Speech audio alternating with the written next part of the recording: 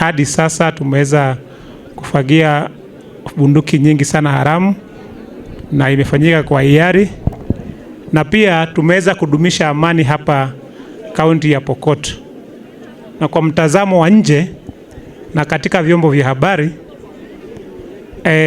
kaunti ya Pokot ina sifa mbaya sana, lakini kile watu wajui wakifika hapa, this is a haven of peace. It is a cosmopolitan area ambapo kila mtu wako anaishi kwa amani.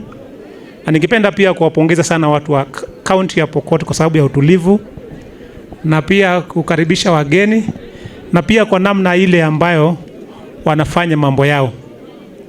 Tumekuwa na watu ambao wanatusumbua kwa mambo ya drugs na mambo ya pombe, na tumeshirikiana sana na community katika kupambana na mambo ya pombe haramu na pia hizo drugs. Lakini bado tunataka kuweka mkazo kwa sehemu nyingi hapa na sehemu zote katika kaunti. Nikirejelea pia upande mwingine, kuna upande nataka pia watu wale wanaokuja huku mabrokers wakuwe na heshima sana na wenyeji wa hapa.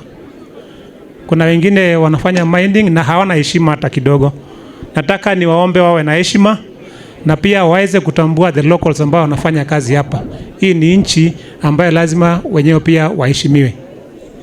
Wala wanahusika kwa hiyo mambo na wanajijua. Na tukiendelea na hayo pia upande kuna mambo yamevuma sana upande wa mashule na usalama kwenye mashule ya mioto. Nataka kuomba idara ya elimu wapitie katika kila shule na katika sub county zote wazungumzia ili swala. Maana tumekuwa na hii changamoto sana katika Kenya mzima, na tunataka haya mambo yanaendelea kwa social media yapungue.